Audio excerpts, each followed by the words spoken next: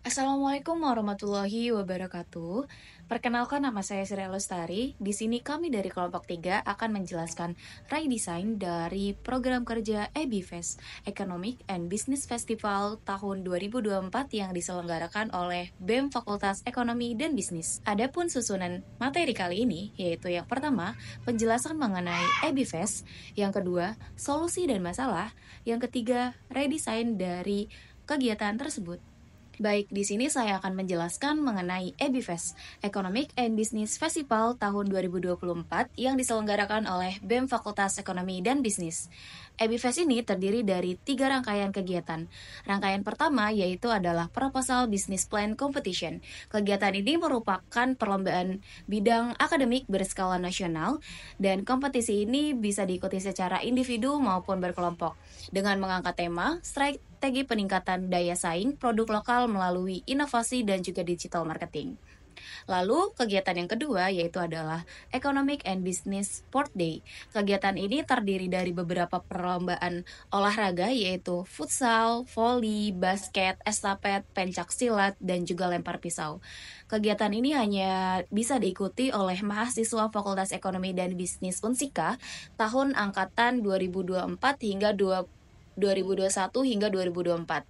Kegiatan ini dilaksanakan selama 2 hari dan berlokasi di lapangan Unsika.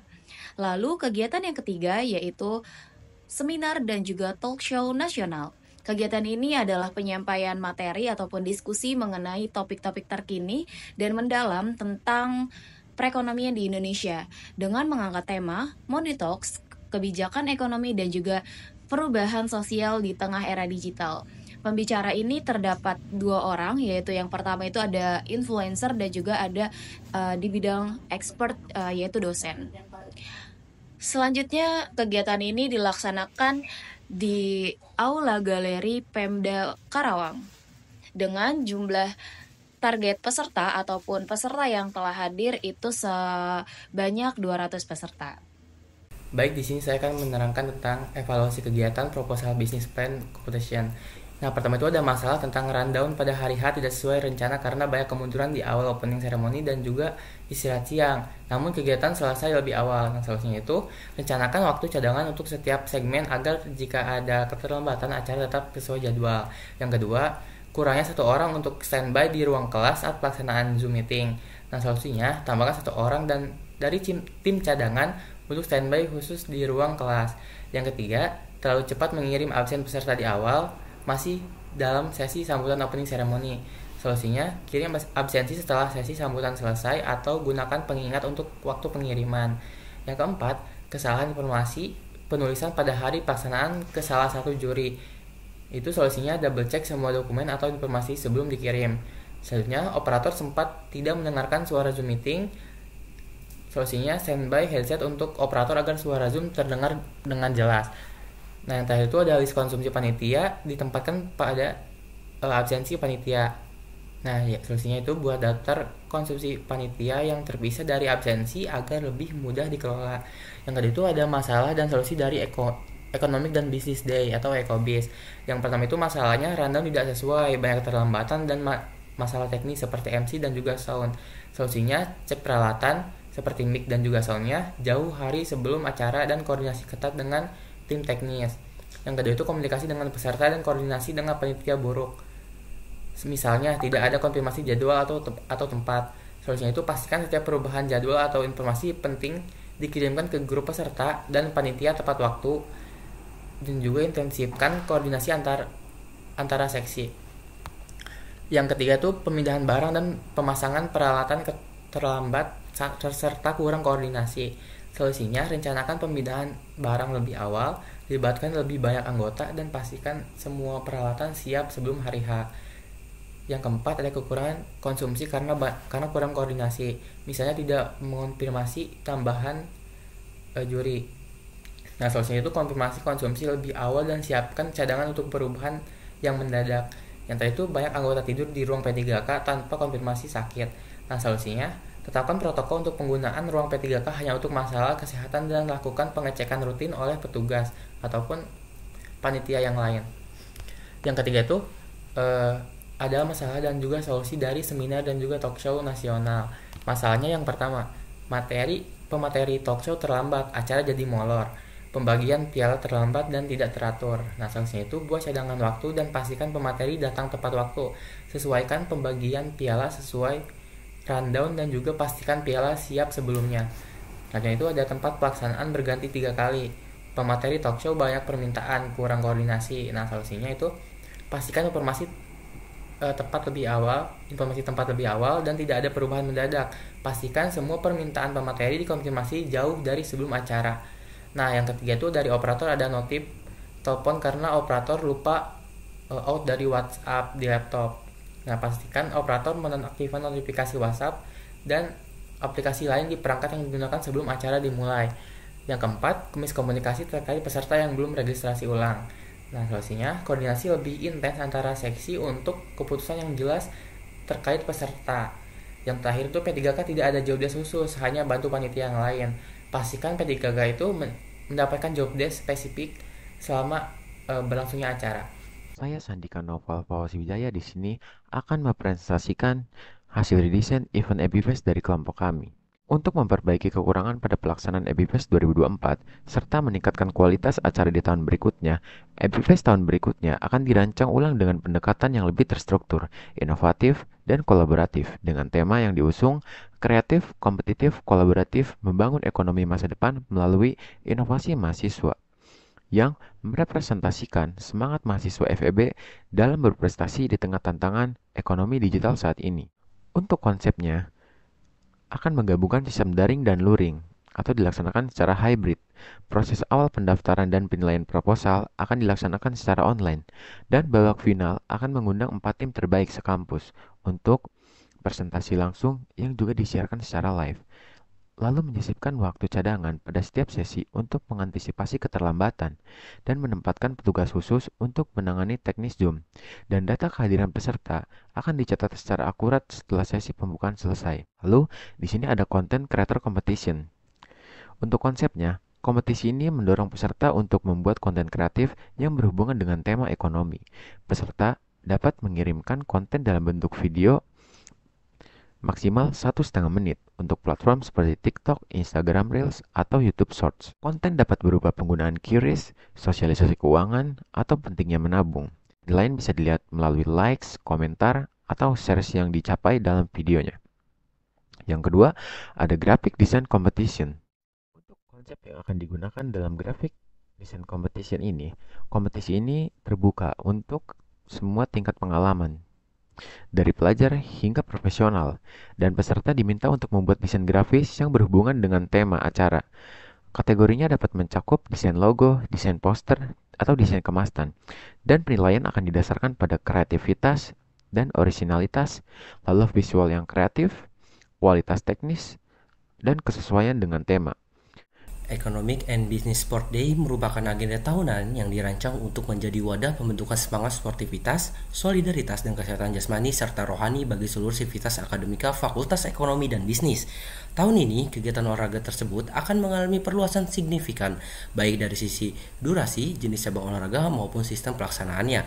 Rangkaian kegiatan akan berlangsung selama 3 hari penuh, guna menciptakan jadwal pertandingan yang lebih fleksibel, serta memberikan ruang koordinasi yang lebih optimal bagi panitia dan peserta. Setiap cabang olahraga akan dilaksanakan secara bergiliran, dengan alokasi waktu dan lokasi yang disesuaikan agar tidak terjadi penumpukan jadwal.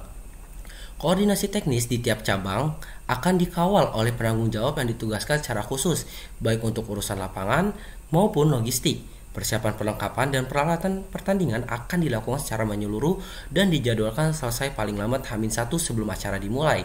Hal ini penting untuk meminimalkan resiko gangguan teknis selama pelaksanaan dan memastikan seluruh tim dapat bertanding dengan kondisi yang optimal.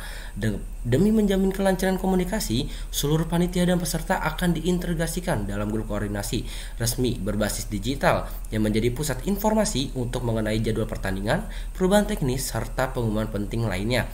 Briefing teknis dan logistik akan dilaksanakan secara rutin menjelang pelaksanaan pertandingan setiap harinya.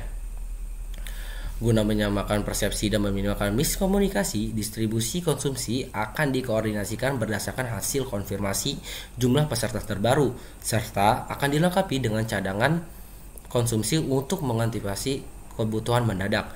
Konsumsi akan didistribusikan secara sistematis di titik yang telah ditentukan dengan mempertimbangkan aksesibilitas dan kebersihan protokol kesehatan dan keselamatan juga menjadi prioritas dalam penyelenggaraan kegiatan ini. Ruang P3K ataupun pertolongan pertama pada kecelakaan akan difungsikan secara terpusat dan hanya dapat diakses oleh peserta panitia yang mengalami gangguan kesehatan selama acara. Pengelolaan P3K akan dikawal oleh tim medis ataupun panitia yang telah mendapatkan pelatihan dasar kesehatan sesuai dengan pembagian tugas yang telah ditetapkan sebelumnya. Sebagai bentuk adaptasi terhadap pengembangan minat mahasiswa dan dinamika dunia digital, tahun ini Economic and Business Sport Day juga akan menghadirkan cabang olahraga digital ataupun e-sport, yaitu kompetisi PUBG Mobile dan Mobile Legends Bang Bang. Penambahan ini merupakan respon atau atas antusiasme tinggi mahasiswa terhadap dunia game kompetitif, khususnya di lingkungan Fakultas Ekonomi dan Bisnis. Redesign, Event Talk Show, dan Awarding Day. Secara sederhana, ini adalah rencana untuk membuat acara talk show dan pemberian penghargaan menjadi lebih baik dan menarik dari sebelumnya. Biasanya, talk show dan pemberian penghargaan itu terpisah. Nah, ide ini menyatukan keduanya jadi satu acara yang menyatu dan profesional. Jadi setelah diskusi seru di talk show, langsung disambung dengan penyerahan penghargaan. Ini bikin acara jadi lebih padat, efisien, dan seru. Bagian talk show, narasumber yang diundang bukan sembarangan orang. Mereka adalah tokoh-tokoh terkenal dan punya pengaruh seperti Menteri Ekonomi atau influencer besar yang pengikutnya banyak, terutama di kalangan Gen Z. Tujuannya biar acara jadi lebih menarik dan banyak yang mau datang. Nah, supaya acaranya lancar dan narasumber benar-benar datang, tim akan memastikan konfirmasi kehadiran mereka jauh-jauh hari, yaitu 2 minggu sebelum acara. Ini penting sekali untuk menghindari pembatalan mendadak. Bahkan setelah konfirmasi, tim akan tetap melakukan follow up beberapa jam sebelum acara. Ini untuk memastikan narasumber benar-benar siap dan datang tepat waktu. Nah, jadi pemberian penghargaan ini tuh akan digabung dalam satu acara yang sama dengan talk show. Urutan kegiatannya akan diatur dengan sangat rinci supaya semuanya berjalan mulus dan tidak ada yang terlewat. Selain talk show dan penghargaan, acara ini juga akan menyediakan sesi networking. Ini adalah kesempatan emas bagi para peserta untuk bertemu, berkenalan, dan bertukar pikiran dengan narasumber, mahasiswa lain, atau pengusaha UMKM. Ini sangat bermanfaat untuk memperluas jaringan dan kesempatan. Ada juga pameran kecil yang akan menampilkan karya-karya mahasiswa dan produk-produk dari UMKM lokal. Ini adalah nilai tambah yang besar karena bisa memperkenalkan hasil karya dan produk lokal kepada halayak luas. Nah, setiap bagian atau divisi yang terlibat dalam acara ini seperti MC, tim dokumentasi, tim teknisi, hingga tim medis punya tugas yang sudah dijelaskan dengan sangat rinci dalam sistem kerja yang sudah dijadwalkan. Ini memastikan semua orang tahu apa yang harus mereka lakukan dan tidak ada tugas yang tumpang tindih atau terlupakan. Karena acara ini banyak pakai teknologi digital seperti presentasi, ada potensi gangguan teknis seperti notifikasi pesan yang tiba-tiba muncul. Nah, ini akan dicegah dengan menerapkan prosedur operasional standar yang ketat untuk semua perangkat digital yang digunakan selama acara berlangsung. Tujuannya agar acara ini berjalan lancar tanpa hambatan teknis yang mengganggu. Singkatnya, redesign ini untuk bertujuan membuat talk show dan pemberian penghargaan jadi lebih terintegrasi, menarik dengan narasumber top, punya nilai tambah lewat networking dan pameran, serta didukung oleh tim yang terorganisir dan siap mengatasi masalah teknis. Kesimpulan dari Redesign EBFest 2025 adalah diharapkan seluruh rangkaian kegiatan dapat berjalan lebih efektif, inovatif, dan memberikan pengalaman yang berkesan bagi seluruh peserta maupun panitia. Pembaruan konsep pada setiap lini acara, mulai dari business plan competition yang kini mengusung format hybrid dan perluasan cabang lomba, perluasan durasi dan koordinasi pada Economic and Business Sport Day, hingga integrasi talk show dan awarding yang lebih profesional, adalah langkah strategis untuk meningkatkan kualitas dan daya tarik festival ini. Seluruh inovasi yang dihadirkan bertujuan tidak hanya untuk memperbaiki kekurangan di tahun sebelumnya, tetapi juga untuk membangun budaya kolaborasi, kreativitas, dan solidaritas di lingkungan mahasiswa FEB Unsika.